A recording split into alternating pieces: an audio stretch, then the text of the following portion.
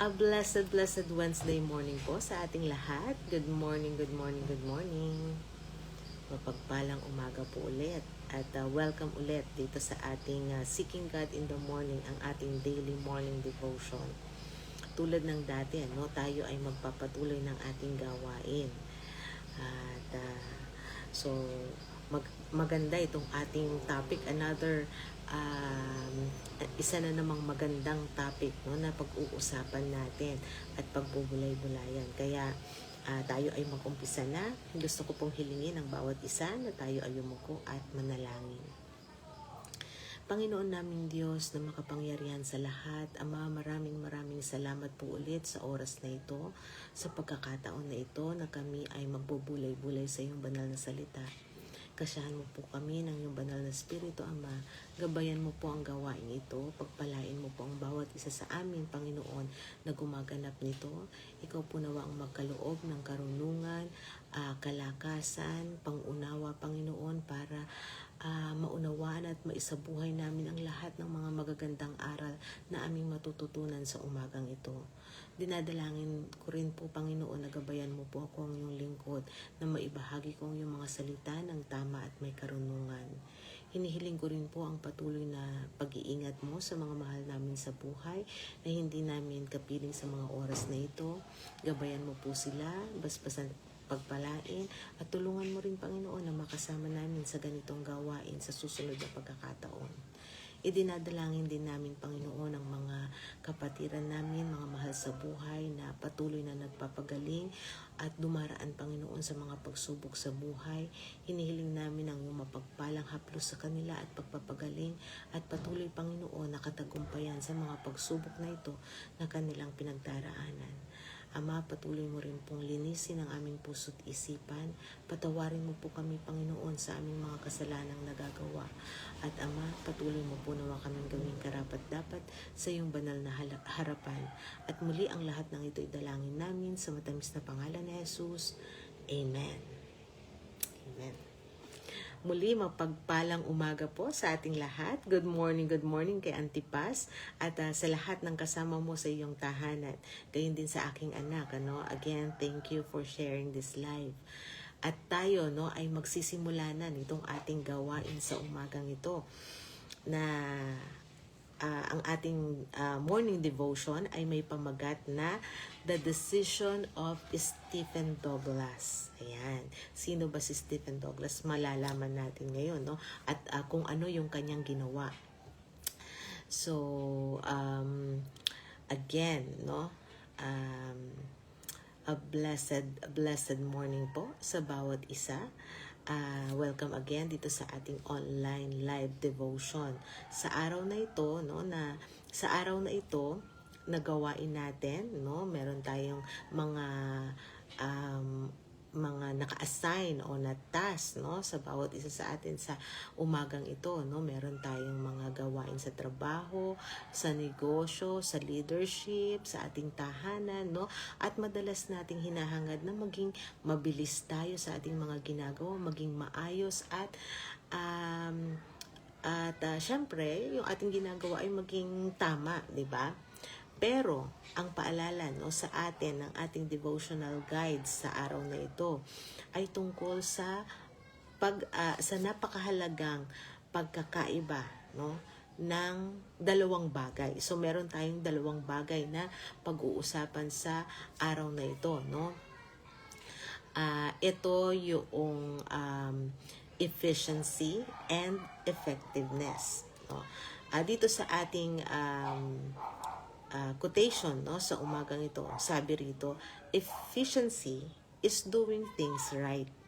Effectiveness is doing the right thing. Pwedeng napaka-efficient natin. Paano yung efficient? Mabilis, organisado, at walang aksayadong oras. Pero, kung mali naman yung ating ginagawa o yung ating pinatutunguhan, mawawalan pa rin ito ng saysay. So, real leadership and true success starts with choosing to do what is right. Yan. At sa umagang ito, sa ating morning devotion na ito, no, bibigyang diin ng Bible verse natin na matatagpuan natin sa Deuteronomy chapter 6 verse 18. Ayan, at ito po yung sinasabi, no, do what is right and good in the sight of the Lord, so that it may go well with you. Amen. Amen. Pagpalain nawa ng Panginoong Diyos ang pagkabasa ng banal na kasulatan. Ang pagpapala at kabutihan ng Diyos ay kasama ng mga taong pinipiling gumawa, no, ng tama at mabuti, no, sa harapan at o paningin ng ating Panginoong Diyos. Hindi lang sa kung ano yung mabilis o yung madaling paraan. Katulad nga nung binanggit ko kanina, no, makikilala natin itong si Stephen Douglas. Isang sikat na tao ito, no, pero sa mga kabataan siguro natin hindi ko alam kung kilala nyo siya, no. So dito, no, meron tayong illustration tungkol sa desisyon na ginawa ni Stephen Douglas para mas lalo pa nating maunawaan, no, kung gaano kalaki ang epekto ng pagpili ng tama sa halip na piliin natin yung madaling paraan, no? Kaya pakinggan natin ang kwento tungkol sa estado ng Illinois noong mid-1800s. Ayan. Ang Illinois ay isang state, no, sa US o isang estado sa US. Okay, basahin natin yung article. Illinois is considered one of the most prosperous state in the nation of America, no, US. I think until now, no. So many regard an action taken by Stephen Douglas as the origin of this prosperity. The nation was undergoing a financial depression in the mid-1800s, and state governments began to panic about their potential financial losses. Pennsylvania refused to pay its debts, although it was considered a rich state at that time. Illinois, a poor state at that time, Illinois, a poor state at the time, felt justified that it might also take this route in confronting its debt. When Stephen Douglas heard of its possibility, he opposed the idea with all his might. Although he was seriously ill, he insisted that he be carried on a stretcher on his place in the state legislature. Lying on his back, he made an historic resolution that Illinois be honest.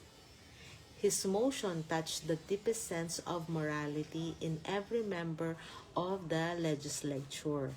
It was overwhelmingly adopted. The practice of repudiation was dealt a death blow.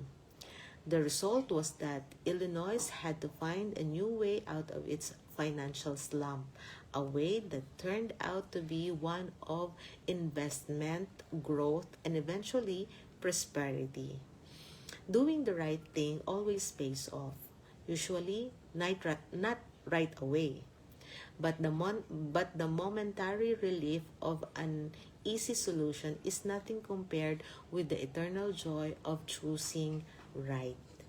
Amen. Amen. Napakagandang napag-aralan natin o nabasa natin, no, sa umagang ito, no, tungkol sa history, no, nung Illinois, kung paano sila naging matagumpay nung panahong yon. Nagkaroon ng matinding financial depression, no, sa buong bansa ng US. So nagpanic yung maraming mga state o estado.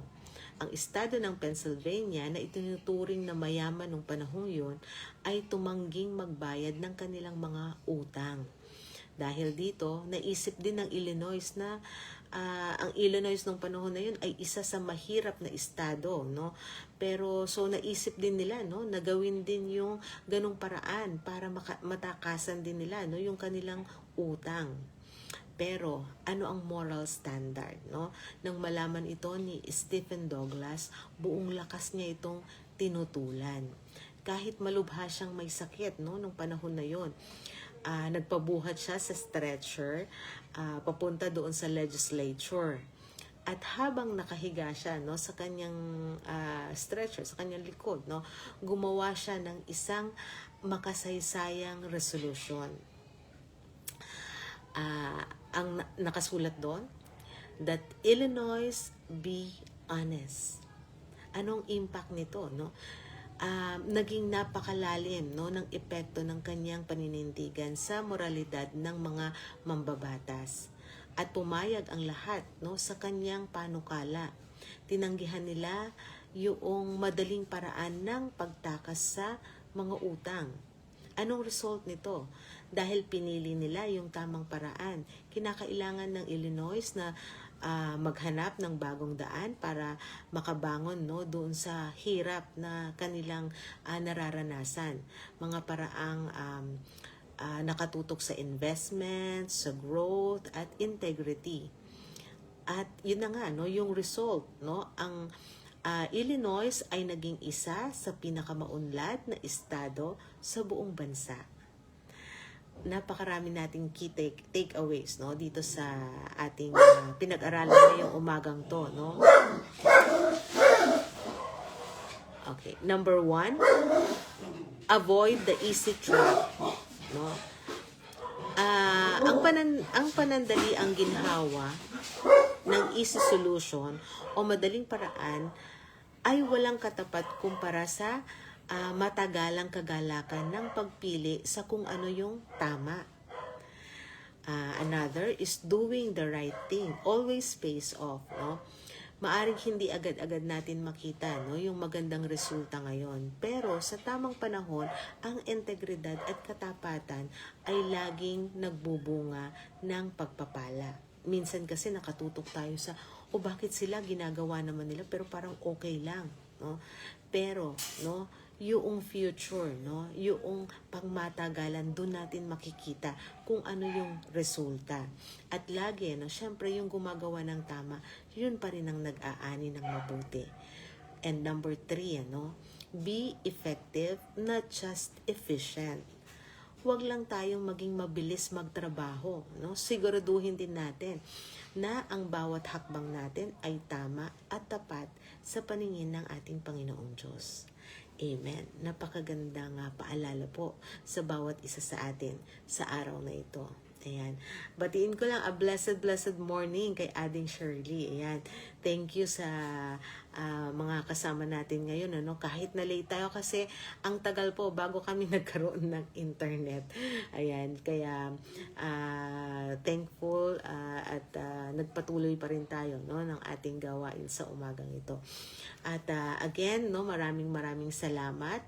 At bago tayo magtapos dito sa ating morning devotion, tayo po ay yumuko at manalangin. Panginoon naming Diyos na makapangyarihan sa lahat, Ama, maraming salamat po sa napakagandang lesson na aming natutunan sa umagang ito. Maraming salamat, Panginoon, dahil pinakita mo sa amin na mas mahalaga ang katapatan, ang paggawa ng tama at tuwid kesa ang mabilis at paraan na kung saan mali naman, Panginoon, ay huwag po nawa naming magawa. Tulungan mo kami, Panginoon, na maiwasan namin, Panginoon, ang gumawa ng mali sa iyong paningin.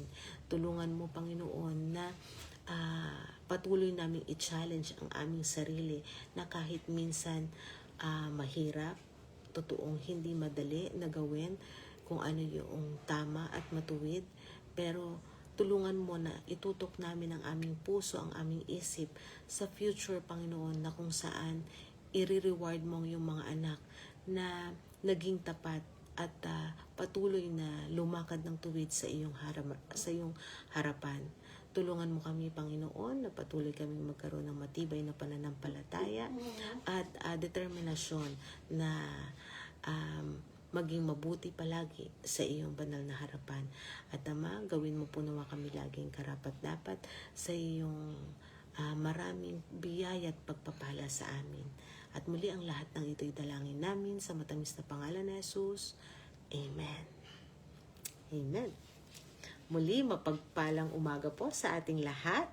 And again, see you tomorrow sa ating pagpapatuloy ng ating morning devotion na tinatalakay na God's Little Devotional Book for Leaders. Ito yung ating devotional guide, no? And again, maraming salamat. Don't forget po pala, no, later sa ating evening devotion, no, tayo ay mag-attend, no, sa pangunguna ni Brother Jonel. Ayan. Again, thank you. To God be all the glory. God bless.